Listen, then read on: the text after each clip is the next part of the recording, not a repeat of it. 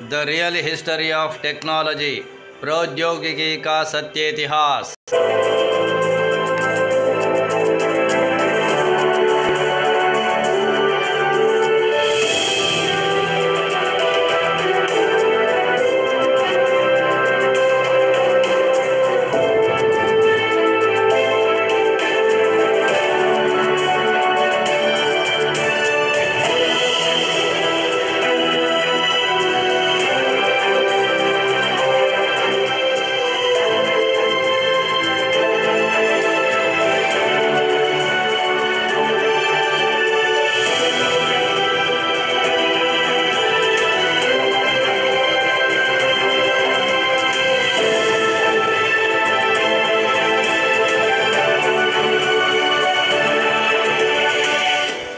Okay, so the first concept is from the Middle Ages. Means now we are going to start with medieval advances, that is 500 to 1500 CE. मध्य युग से 1750 तक, मध्यकालीन अग्रिम 500 से 15वीं शताब्दी तक।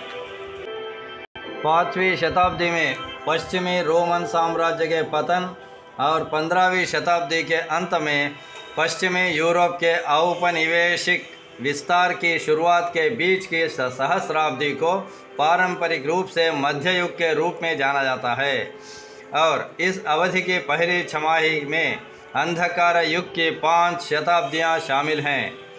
अब हम जानते हैं कि यह अवधि सामाजिक रूप से उतनी स्थिर नहीं थी जितने कि इस शीर्षक से पता चलता है।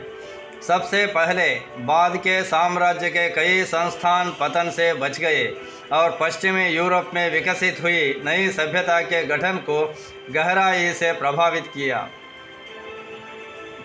हुए।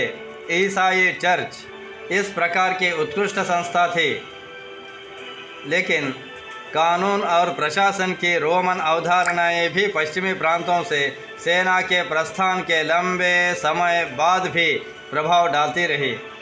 दूसरा,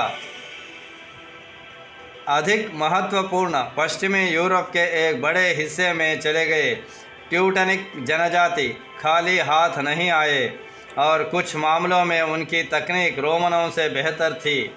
यह पहले से ही देखा जा चुका है कि वे लोह युग के लोग थे, और हालांकि भारी हल की उत्पत्ति के बारे में बहुत कुछ अस्पष्ट है। ये जनजातियां पहले लोग थे जिनके पास पर्याप्त रूप से मजबूत लोहे के हल के हिस्से थे, जिन्होंने वनों के निचले इलाकों का व्यवस्थित निपटान किया। उत्तरी और पश्चिमी यूरोप, जिसकी भारी मिट्टी ने अपने पूर्ववर्तियों की कृषि तकनीकों को निराश किया था।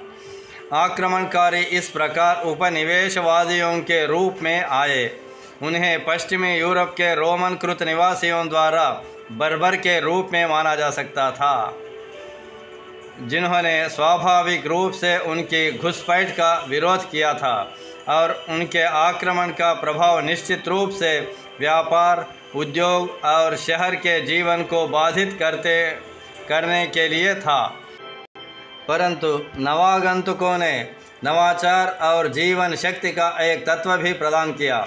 लगभग 1000 ईस्वी सन के आसपास एक जोरदार वाणिज्यिक और शहरी जीवन की पुनर्स्थापना के लिए आवश्यक तुलनात्मक राजनीतिक स्थिरता की शर्तों को क्षेत्र के राज्यों की सफलता के द्वारा या तो पूर्व से अंतिम आक्रमणकारियों को अवशोषित करने या बाहर रखने में सुरक्षित किया गया था, और उसके बाद के लिए 500 वर्षों में नई सभ्यता ताकत में बढ़ी, एक सामर्थ्य में बढ़ी, और मानव प्रयास के सभी पहलुओं में प्रयोग करना शुरू कर दिया। इस प्रक्रिया में से अधिकांश में प्राचीन दुनिया के ज्ञान और उपलब्धियों को पुनः प्राप्त करना शामिल था। इस प्रकार मध्ययुगीन तकनीक का इतिहास काफ़ी हद तक पहले की उपलब्धियों के संरक्षण, पुनर्प्राप्ति और संशोधन की कहानी है। लेकिन इस अवधि के अंत तक पश्चिमी सभ्यता ने कुछ उल्लेखनीय तकनीकी नवाचारों का उत्पादन करना शुरू कर दिया था जो कि अत्यंत महत्वपूर्ण थे। Okay, so the next concept is innovation. अर्थात नवाचार। नवाचार शब्द प्रौद्योगिकी के इतिहास में बहुत महत्व की समस्या को जन्म देता है। कड़ाई से एक नवाचार कुछ पूरी तरह से नया है, लेकिन अभूतपूर्व तकनीकी नवाचार जैसी कोई चीज़ नहीं है, क्योंकि एक आविष्कारक के लिए शून्य में काम करना असंभव है और उसका आविष्कार कितना ही सरल है यह उसके अपने पिछले अनुभव से उत्पन्न होना चाहिए।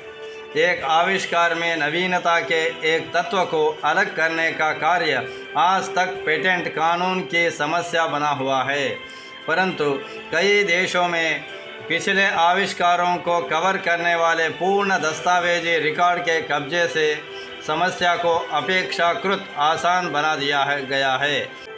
मध्ययुग की सहस्राब्दी के लिए हालांकि ऐसे कुछ रिकॉर्ड मौजूद हैं और यह समझाना अक्सर मुश्किल होता है कि पश्चिमी यूरोप में विशेष नवाचार कैसे पेश किए गए थे। समस्या विशेष रूप से हैरान करने वाली है, क्योंकि यह ज्ञात है कि इस अवधि के कई आविष्कार स्वतंत्र रूप से और पहले अन्य सभ्यताओं में विकसित हुए थे, और कभी कभी यह जानना मुश्किल होता है कि क्या कुछ सहज नवाचार है या एक आविष्कार जो कुछ लोगों द्वारा प्रसारित किया गया था, उन लोगों से अभी तक अनदेखा मार्ग जिन्होंने इसे अन्य समाजों में उत्पन्न किया था। समस्या महत्वपूर्ण है क्योंकि यह प्रौद्योगिकी के प्रसारण के बारे में व्याख्याओं के टकराव को उत्पन्न करती है। एक और प्रसारवादियों का सिद्धांत है जिसके अनुसार सभी नवाचार प्राचीन दुनिया की लंबे समय से स्थापित सभ्यताओं से पश्चिम की ओर बढ़ गए हैं। इस प्रक्रिया के अंतिम स्रोत के लिए मिस्र और मेसोपोटामिया दो पसंदीदा उम्मीदवार हैं। दूसरी ओर स्वतःस्फूर्त नवाचार का सिद्धांत है जिसके अनुसार तकनीकी नवाचार का प्राथमिक निर्धारक सामाजिक आवश्यकता है।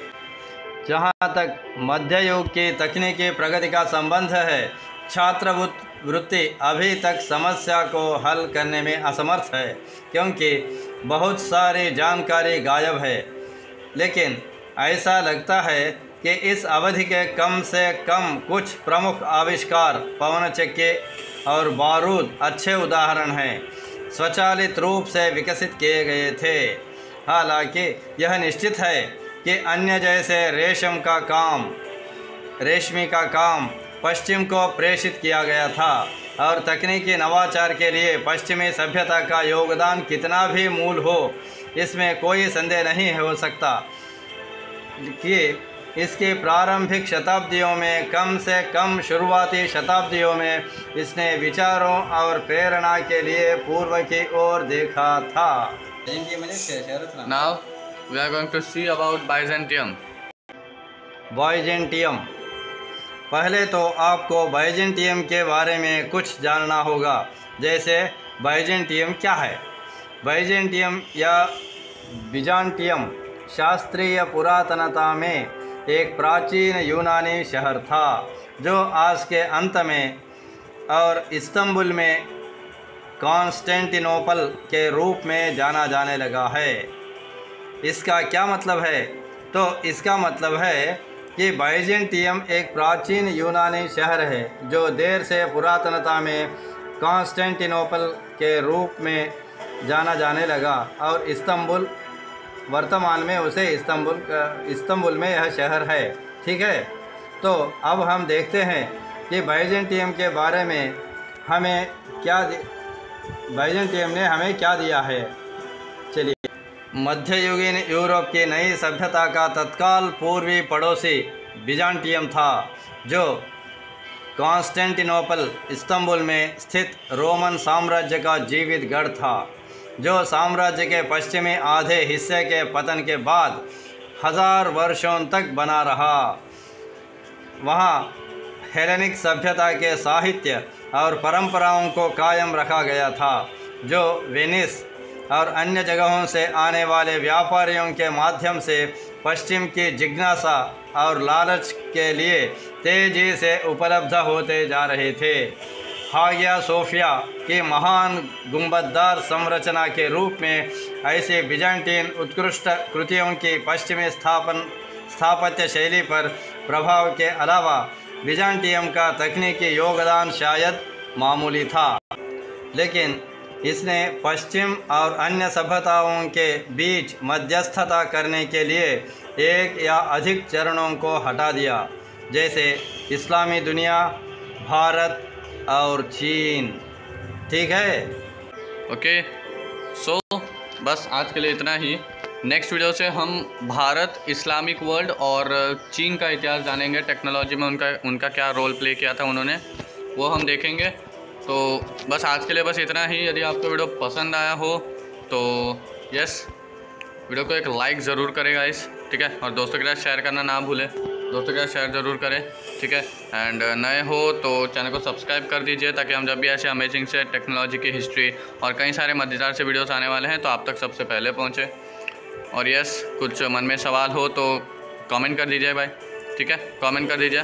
सो गाइस, मिलते हैं अगली वीडियो में। बस आज के लिए इतना ही, मिलते हैं अगली वीडियो में गाइस। तब तक के लिए bye bye, take care and stay safe. Okay, bye bye, धन्यवाद, नमस्ते।